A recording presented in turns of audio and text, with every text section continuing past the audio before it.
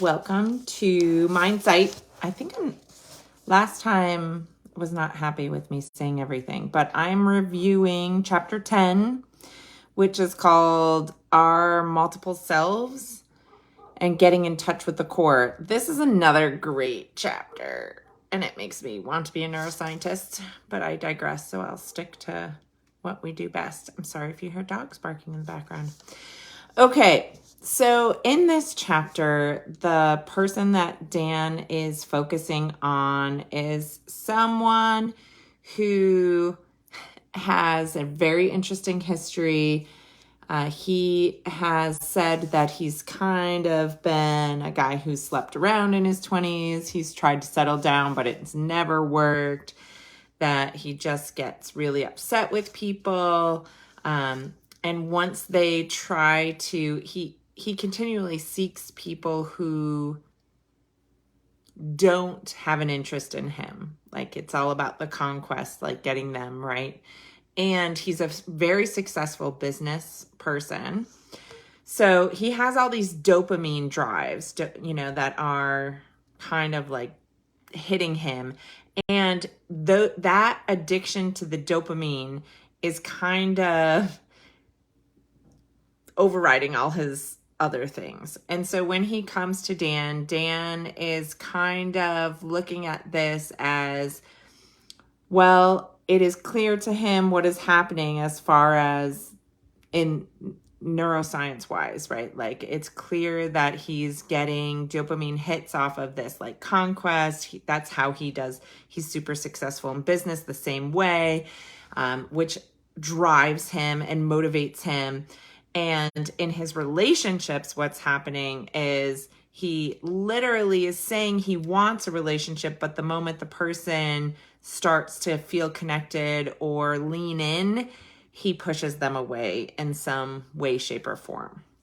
So basically, Dan says, here's the deal. It's going to feel weird because you have all these contradictions in you. And I think I can relate to a lot of what he says in here. This contradictory feeling of saying like, I want a relationship and then like unintentionally or unconsciously sabotaging those relationships.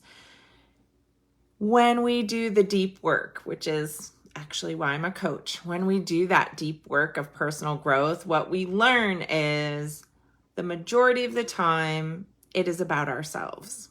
And in this case, Dan really focuses on the fact that he is not valuing himself. Like there's something in there that he is not valuing himself because he has a discomfort when he actually gets positive feedback or positive attention or positive praise from others.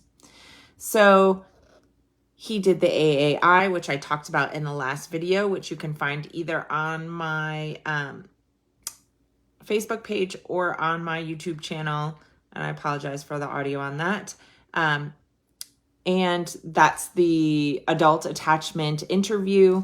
When he does that, he discovers some really crucial things for us to look into. The first was, obviously, if you've been following these along, this is going to be a case of disorganized attachment, which again, I talked about in previous videos. This disorganized attachment happened because this guy had a very sick dad who ended up having to retire early and not work, and a mother who did not handle it well, let's just say. Not only was he then kind of like separated from his father, but his mother kind of took things out on him. So he did have two older sisters, but because they worked and got out of the house and he didn't, he kind of got the brunt of his mother's anger. So there's a lot of sad stuff in there. She did berate him. She would come in and blame him for things. She would use a belt on him. If he went, one time he remembers going into his dad's room to try and see how he was, and his mother grabbed him by the arm and yanked him out and said, "Don't you ever go in there. What are you trying to do? He doesn't need any of your crap." And It was not a good relationship. However, what this did in his brain is lead to a disorganized attachment. And what this led to was shame. And I, in my own personal growth journey, have dealt a lot with shame. So it's really interesting to hear Dan talk about shame.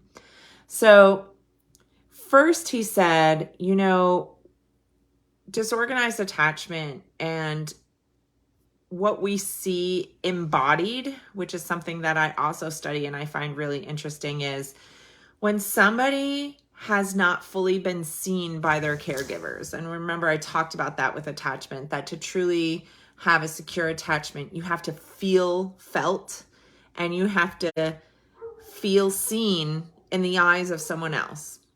And if that doesn't happen, especially to your primary caregiver, quiet, Zelda, then you embody this. And oftentimes what you'll see is that people carry this in a heavy chest, and they also they get this downward glance and they get nauseous. So they kind of hunch and you see this kind of collapse inward. And this is classic embodiment of shame. So sometimes you can actually see this, and a lot of times people will use that when they look at interviews of people or how people are embodying things when they're talking about things. And if you see that or you feel yourself doing that, that could be a sign. It's not definitive, but it could be a sign that you're dealing with some embodied shame issues, right? That kind of feeling in. I've heard people call that turtling in, right? So when that happens, in this case, there is a very strong freeze response, especially if you had a violent or traumatic experience with the caregiver like this guy did, in which he did not feel like he could fight and he did not flee. He took it, and his reaction was to freeze, right? To just take on that shame and humiliation. And basically, he becomes his own worst enemy. So when he took that on and froze, like his amygdala says to freeze, when he does that, it actually is a self-defense mechanism for a child. And what they're doing is they're internalizing that something is defective and wrong with them. Why is that important? And why would that be protective in any way, shape, and form? Well, the fact is this is his primary caregiver. So if something's wrong with him, then there's nothing wrong with the primary caregiver. It's just him. There's something messed up with him. So he can still get security, right? And safety from that caregiver, because the only reason she did that was because something was wrong with him.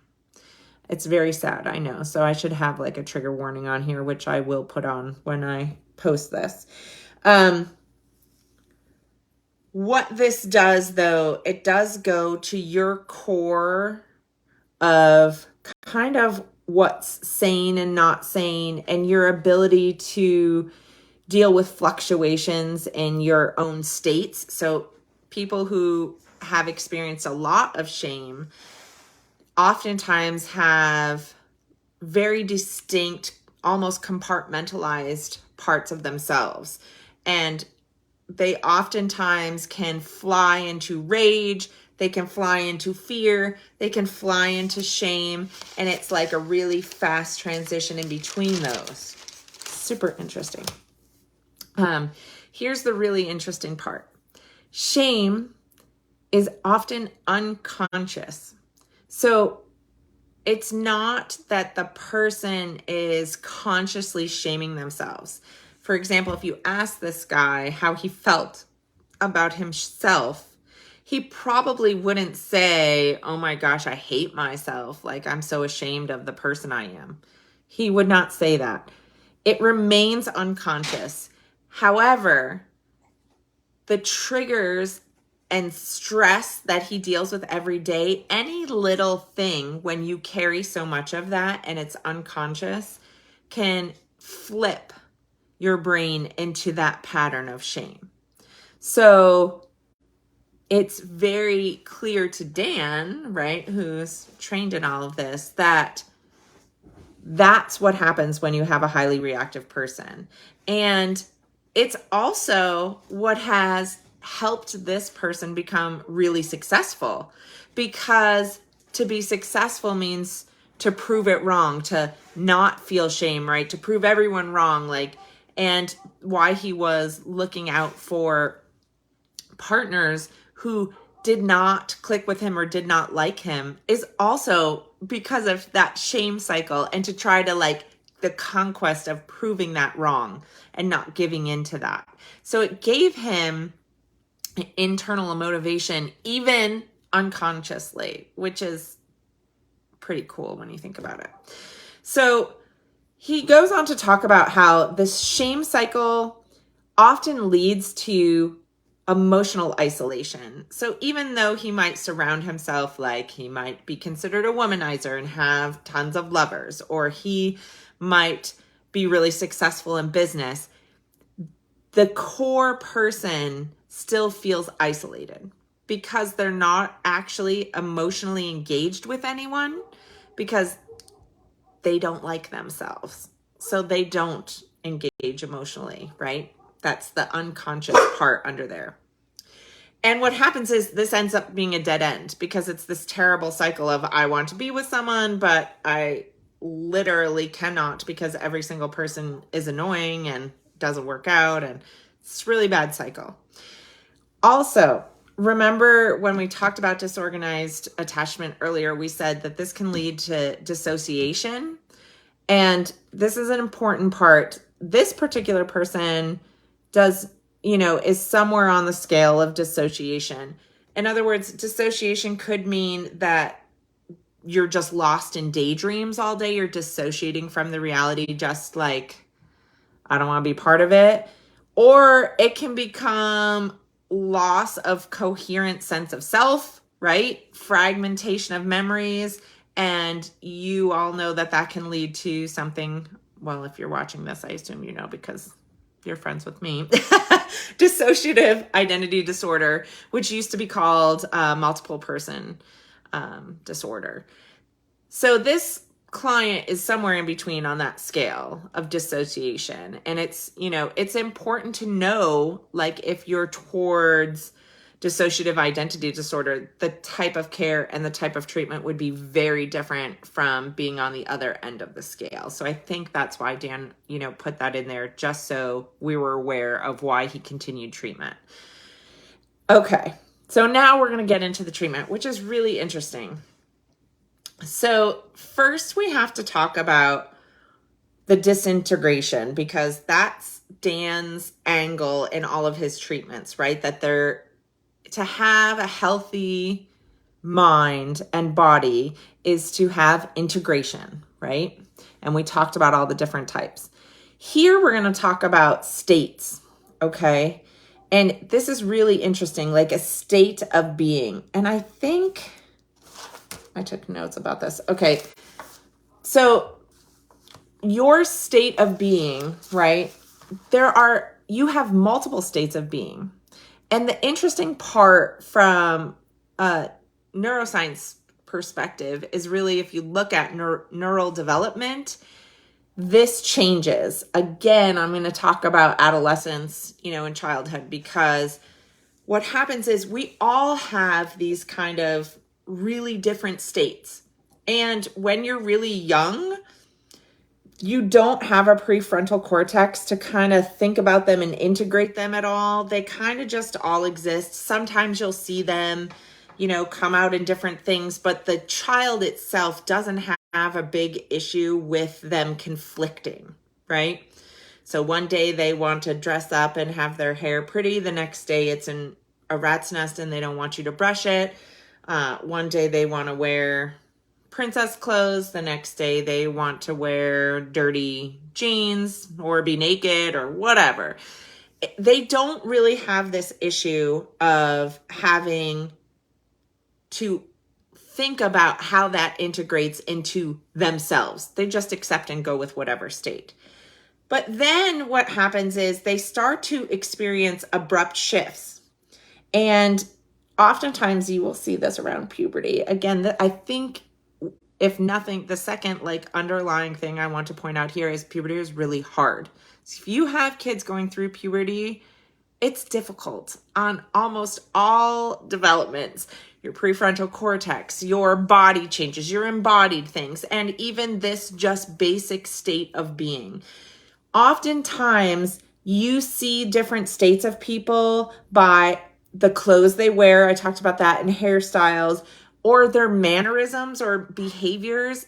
Like some people, they'll be a certain person in the classroom even in front of one particular teacher, and they're a different person in front of a different teacher, or they're different at home, or they're different with their siblings or with their friends, right? Like, and they start to notice that there's a difference.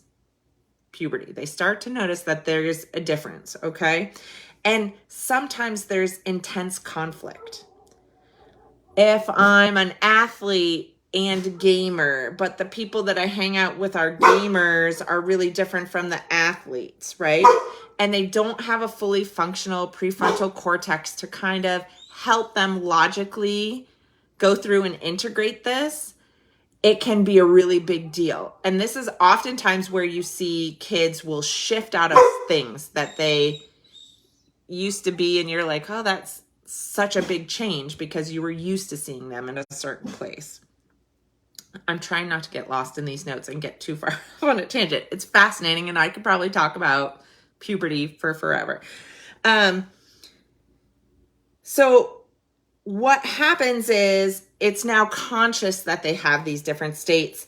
And as they grow through puberty into teens and later teens, they start to develop ways to effectively deal with that conflict between their states. This is a really important point.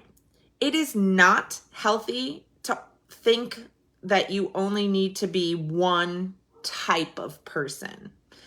There is no homogeneous state, right? The fact that we're all these different states and that we learn to bring them together and integrate them into this beautiful heterogeneous person is what makes us us. And I can tell you clearly, I remember having a hard time with this as a teenager. It really actually bothered me. I felt like I didn't fit in any distinct place, and I was really conflicted on probably why I love this subject. It was really difficult for me.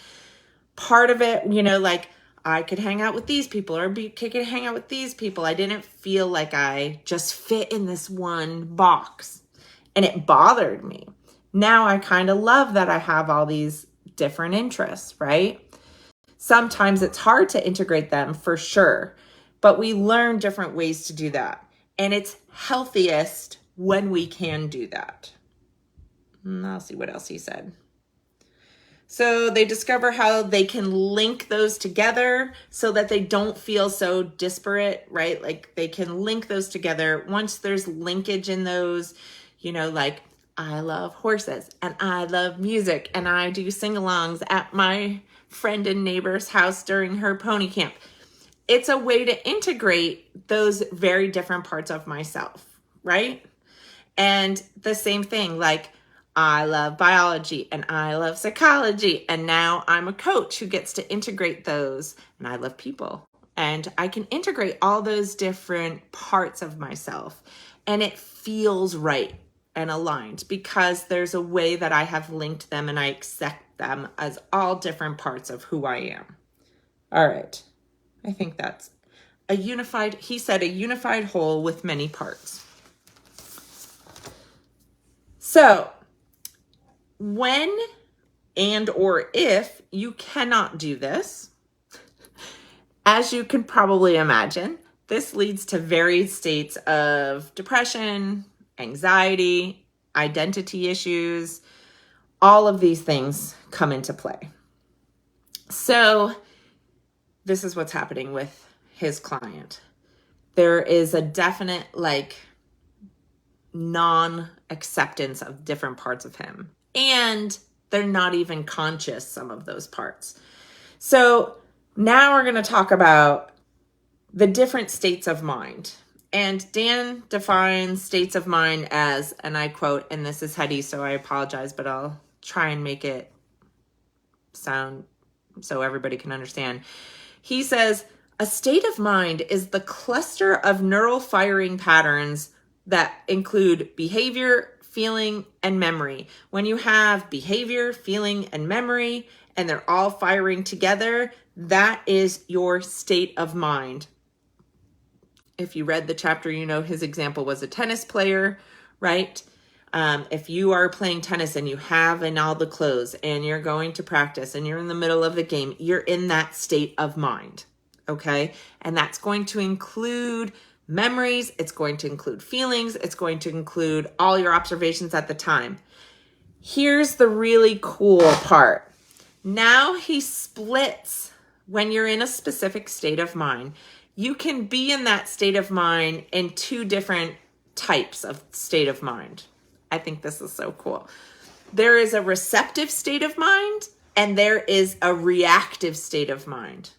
It's so, I swear you could use this in all of your life. When you are in a receptive state of mind, you are flexible and open to bring in new things, okay? You are also, I would say, staying present.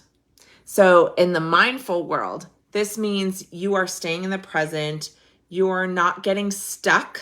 So if you think about Dan's model of that river, you're like right in the river, right? The state of the boat, this is my interpretation. The boat, right, is the state of mind. You're right on the river in present time. You're not stuck in rigidity or chaos. You're there.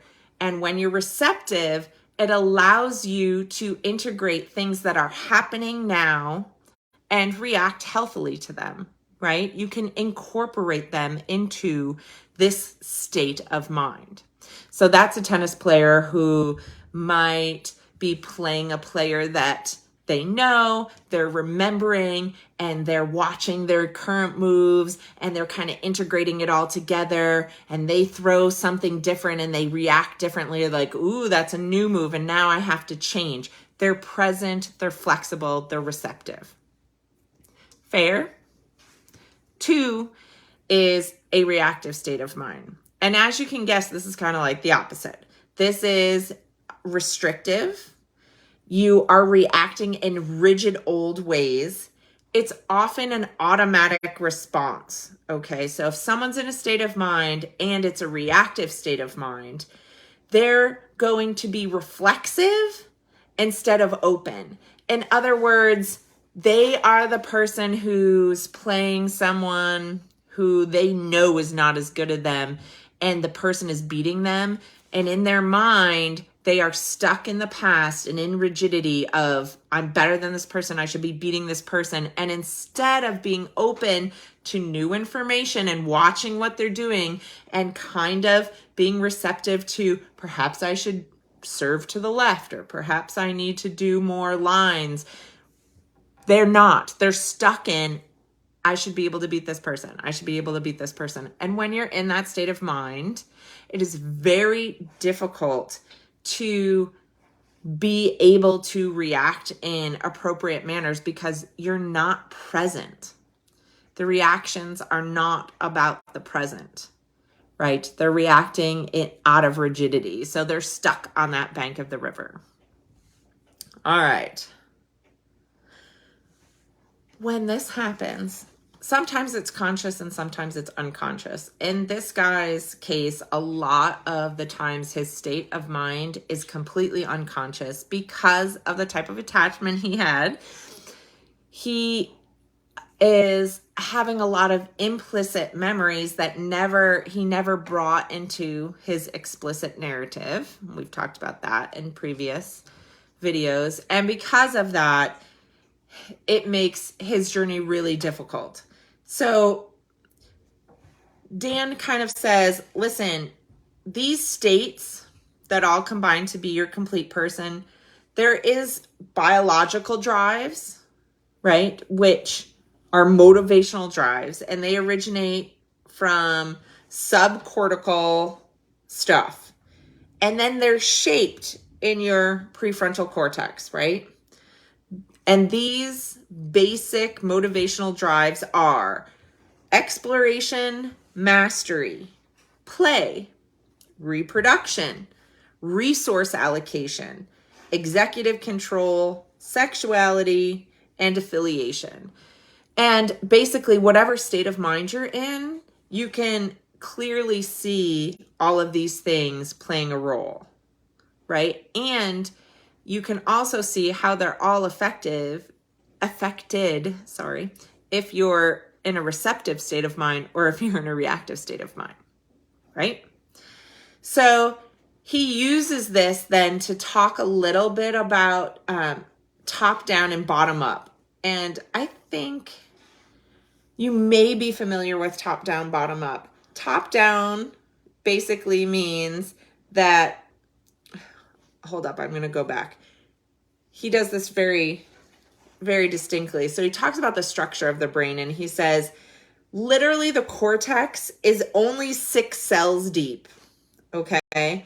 And those cells are like in columns, and they form like a little honeycomb, okay?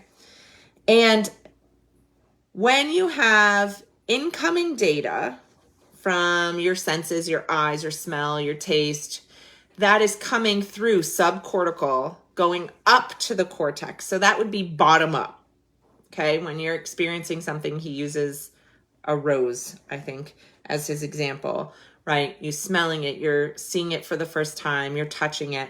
These are all sensory observations, data, and information that are coming in. They're feeding your brain from the bottom up. Now, you also have previous information. And when you have previous information, that is stored above, right? And that data flows down those columns. So when that happens, it's going to change your perception of what is going on. And basically, the top down is your blend of memory and experience. So it's different for each person. And it can greatly change. It's your present state of mind, it's your memory, it's your emotions, and it's the setting that you're in. And for every person, the hope is that, or the reality is that, you have your top down, so where you are, your state of mind, your memories, your emotions are feeding information downward. You have your senses and observations feeding information upwards, and they meet somewhere in the middle. He says between neurons 3 and 4, it meets. And this is awareness, okay? And that awareness of whatever it is an integration of those two things, both from the top down and from the bottom up, right? That's our most ideal place, and that's how the majority of things work. He uses raising your hand as an example. I think it's a great example, because if you are just got off of the subway and you come up the stairs and go to the street and raise your hand, you're probably hailing a taxi. However, if you're in a classroom and someone just asked a question and you raise your hand, that means you want to be called on to give an answer. Same gesture, very different meanings. We have that because it's not just from the bottom up, it's also from the top down. So so that's in a perfect world, right? Here's the issue. When you have leftover issues that have not been processed out, it can mess up your filters from the top down. Because remember, I said it colors your perception, and it can allow for a lot of misinterpretation. Okay? So let's say that same hand, right? Example is we're at a party and we're debating something, and I raise my hand to signal to someone in the back to come over this way. You think I'm arguing with you, and that means I'm going to hit you, and you react as if it's a fight.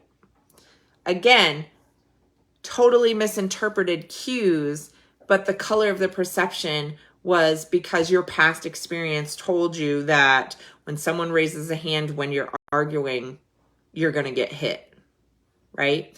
So trauma, really intense memories and experiences can mess up these filters. And for someone who has disorganized attachment, we know there's some big things in their history that especially our subconscious can mess up those filters. And this is precisely what's going on with his client. So basically, Dan makes a point to say, this is not your fault, right? Because when you're on autopilot, your awareness believes what it perceives. So I'm going to say that again. When you're on autopilot, your awareness, right, that middle thing that I talked about at neurons 3 and 4, believes what it perceives. And the perception is coming mostly from the top down. And if there's memories or trauma that are in there, it basically is going to drive emotional reactions, beliefs, behavioral responses that you feel are justified because they feel real. This felt like this person was going to hit you. However, we really want the reality of being able to realize, ooh, wow, my mind is going weird places.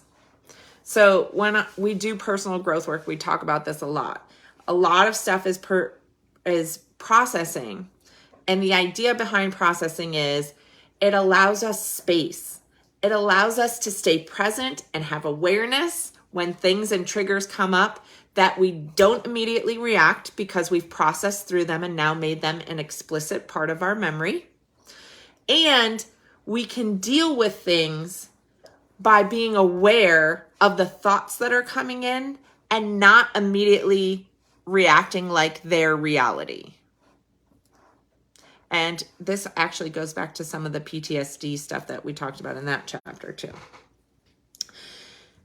If you are running on autopilot and you have a lot of trauma in your past, this also can distort your instincts and intuition. And I think that's a really hard thing to accept a lot of the time. A lot of the time we are told to go with your gut instinct, that to trust your intuition. And I do believe that. I totally believe that 100%. I also believe that if you have past trauma that you haven't processed or worked through, or you don't have the right support person, that it can be misguided. Because your gut reaction in a situation is a great example of that. If your gut reaction is based on a trauma experience, then it's probably not, and this is going to tie into where I'm going to talk here, which my other clients will really love, is not really aligned with your true self. I'll talk about that in a minute. Okay. So where do we go? We know there's trauma. We know it's messing up. We know we can't trust our instincts. We know we're reacting to what we perceive as threats, but it's not really threats. So what do? Well, we look at the state of integration because we knew that was coming, right? And the state integration or integration of states. Dan says that you need to link at least 3 dimensions of our lives. And those 3 dimensions that he focuses are the inter, which is between our different states of being. We have to accept the heterogeneous nature of our being. We have to integrate and link and make that a whole of different parts. The intra, which is within a given state itself. So does it have internal coherence? And remember, this guy in particular was having kind of like an issue with internal coherence. I want to be in a relationship. However, I'm not choosing the right person, or I don't like ever when I'm in that. There's some dissonance that needs to be worked out and be coherent. And the third dimension is the we. In other words, this is the relationships that, remember, no person is an island. So when we are open to we also need to be able to do that without losing I, right? And it's so funny how when you are studying this or reading this, how the universe brings you all these different examples. I literally was just listening to a podcast. They were talking exactly about this, how they could do all these things and they were successful in their work. And then in their relationships, they lost themselves. It was all about pleasing the other person. Oh, what do you want? Oh, you don't like that? I'll just change. I'll just do all these other things to make you happy. And not paying attention to their own needs. And that in order to have a healthy we, you have to have a healthy I. So if you are not healthy in your I, you will not have a healthy we. That's just how it goes, right? You can't have a healthy and an unhealthy and equal healthy. You can't. That's just not how it works. So he also touched on this, which I love because I had just talked about this with someone, that to do a proper relationship with someone else, you have to be both vulnerable and receptive. There are a lot of great inspirational people who talk about stuff like that, about how to be truly vulnerable. And I talk about it a lot if I have clients that are in relationships, that I'll say, it would be really special if you could talk with your partner about that, because it's being vulnerable and they would appreciate it. And they can't be vulnerable with you if you aren't vulnerable with them, right? It's that two-way street. So Brene Brown's great. She does great things about vulnerability. If you're more in the Buddhist way, I really love Pema Chodron. I'm probably saying that wrong, for that as well. If you want some inspiration and digging into kind of being vulnerable, letting go, and being receptive. I think all of those things are super important if you're ready to have that part of your life in integration. All right. Final thoughts. I'm almost there. I didn't take too many notes. So we're going to end on the shame a little bit again. Oops, sorry. And again, shame is a big one. And I think a lot of us deal with shame. And I just want to be clear that shame does not have to come from a super traumatic, yes, Brene Brown. Shame does not have to come from a super traumatic quote. I try to tell people that trauma is not on a scale. So your trauma does not have to be compared to anybody else's trauma. Trauma is trauma. We all have different traumas that we deal with. And oftentimes we get stuck and we think, I didn't have trauma because I didn't have any near the experience that person had. I used to be that person, to be honest. I would say, yikes, my childhood was not a bad childhood, so I don't have any trauma. That's not true. I do have trauma. But what I learned is trauma is trauma. Your brain doesn't care if your trauma was 20 times worse than somebody else's trauma. Your brain doesn't care. That's not how it works. Your brain interprets trauma as trauma. And so I say that because you can still have some of these experiences of shame without having gone through what you think would cause shame. If you want to talk more about that, you can message me, or you can become one of my clients and we'll talk about that a lot. So when you're dealing with shame, your needs can seem contradictory. Okay. And states of relationships are really hard because oftentimes, and this is an interesting part, and if Alyssa's still on here, she'll appreciate this. Dan talks about sometimes in the shame cycle, what is being triggered is our protective nature. This is going to sound a lot like IFS, Internal Family Solutions, which she and I are going to read next. But that protective trigger, right? I am trying to protect myself. It's not done in a healthy way. And it's not your true self, but it is something that makes sense that your brain would do. It's trying to protect yourself. The other thing of shame is sometimes you get a protective thing, which ends up in this crazy cycle of shame.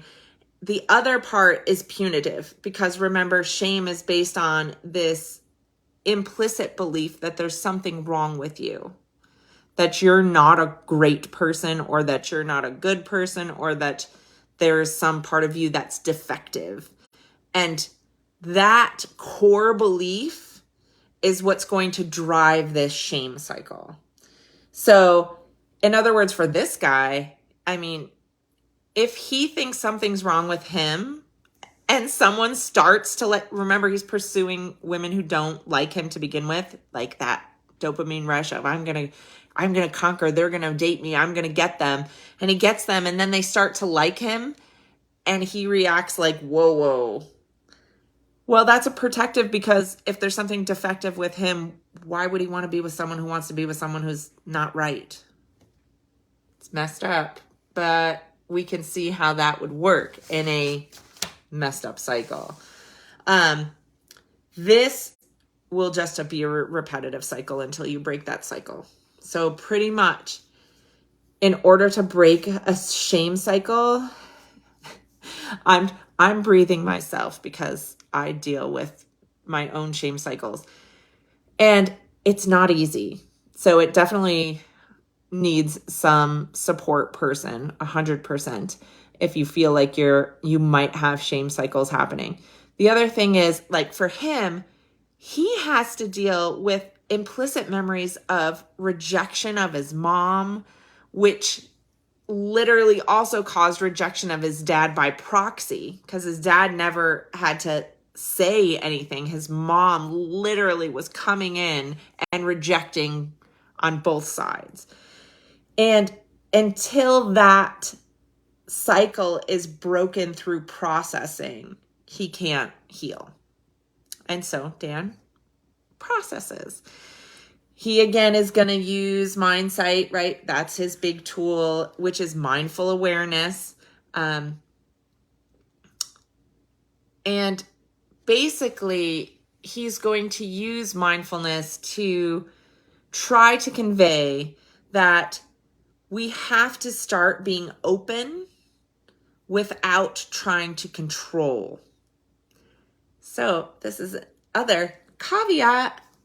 To me, this sounds like radical acceptance. So if you want more on how to be open without controlling or being sucked into patterns, please see my book review on radical acceptance on my YouTube page. Shameless self-promoting right there. But it sounds a lot like that to me. And he has used things like this in previous chapters, if you're following along. In his stay with it technique he's done with another client, he does the same thing here. He does body scans the same here. He does the wheel of awareness and mindfulness to be present. Same kind of things he's going to use again. And what he's hammering home is curiosity, openness, and acceptance are what needs to happen. That's radical self-acceptance. Anyways, it's radical acceptance. He also makes the point that those three things are also the key components of true love, which is so beautiful, right? The key components to true love are having genuine curiosity, being truly open, and having complete acceptance. It's kind of beautiful. And he uses this to kind of go through to pull out implicit memories, to process them and have explicit narrative now so that he is not going to have those reactive things. He also uses embodiment techniques, which I have started using with my clients. I find are very effective. One of the things he talks about is holding your heart and your stomach. And you can actually do that when you're processing through things. It's a caring thing. And you can switch hands because a lot of times people feel it's more sincere or more supportive depending on the hand that's on the heart. And it could be different.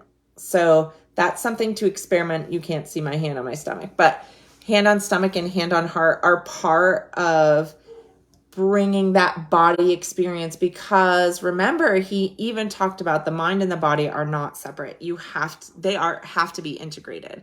So part of processing through something that's truly painful is to be able to support yourself through it. You need a support person and you need to support yourself. And if those two things are not happening, they need to be happening. So either find a different support person or talk about how that's happening. Oh, that's fascinating. And I believe Peter Levine has a couple of things. I think he does head and heart or head and stomach and moves through those three because he wants vertical integration from the cortex down. But it's a similar pathway. Again, once you start down this path, you will notice that certain things work and certain patterns come up again and again because it's true. That's how we embody them, because that is the nature. And we have different modalities of getting there, but basically those techniques are going to hold true. All right. How did he end this? I have, quote, "We can never meet the things to be loved." Oh, so in the very end, when you're doing personal growth work, and some of the hardest things for me that took me years to finally accept was that you can never control things. Like, you can't make yourself be loved. You can't make your mom be kind to you. And that at your core, right? He's talking about being receptive. And he's saying that when you finally let go of that trying to control things that are not in your, as I say, in your lane to control, right? When we finally become aware that that's a pattern or that we're doing that and release ourselves from that, we become receptive. And I'm going to again say, I think it's your true self. He says it's your core self, but whatever modality you want to use, radical self-acceptance or radical acceptance, talks about being aligned with your true self. Internal family systems talks about that being your true self, right? And finding that alignment. And this is really what we're striving for. Every single client I have, myself, every single person who is working through therapy, what you're trying to do is realize and have awareness around these things, process through them so that you can touch and be receptive to your true self. When that happens, he says sometimes it's referred to as the beginner's mind. I'm also going to say that's when people talk about true alignment. When you feel aligned, when it feels right? It can also be your inner sanctuary place. And basically, it's beneath all those layers of adaptation. It's beneath, right, all those states of mind. It's the way that we can stay present, that we don't become immediate. We give ourselves space to not be immediately reactive in our FFF, because we're aware of the triggers. We've processed through them. We're like, oh, hey, that's a trigger. Oh, hey, I remember that feeling. And I know that that's going to taint my perception right now. So I'm really going to sit with some of those feelings and not do my immediate reaction. That breaks that neural pathway. See how it's all coming together. It's so exciting. And you're going to set a new neural pathway that is aligned with your true self in a very receptive state of mind. Oh, I feel like this should be if I was good at videos, this is where it would be like the moment. So when that happens, right, you learn how to react from your true self. You've broken the cycle. You've released the control. You've stopped, the sides of yourself that are trying to protect you from things that, aren't really happening because it's tainting your whole intuition. And it's a beautiful thing to think about that can happen. That is how we all go through it. And whether or not, right, like you've been through what you consider major trauma, whether you've just been living life, these things come up.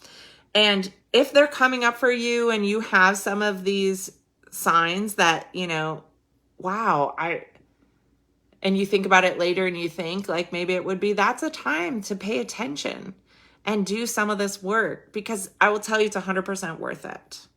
All right. And I will go back and make sure that I saw everybody's comments and comment back on them. That's chapter 10. There are, I believe, 2 chapters left. So we'll hopefully have a full week. So we will see when we get to the next chapter. I'm not making any promises anymore, but it will happen in the next week. So within the next 2 weeks, we will finish up this book. If you have comments, questions, or want to start a discussion, feel free to do that on this video. It will be posted on I'll just throw my phone everywhere, on my business Facebook page, which is Best Self, Best Health. It can also be found on my YouTube channel, which is also Best Self, Best Health. I do not have fun animations and I do not know how to do video editing. So you just deal with my lives being posted there. But I'm always up for discussion. So if you make comments on there, I will see them and we can have discussions as you wish.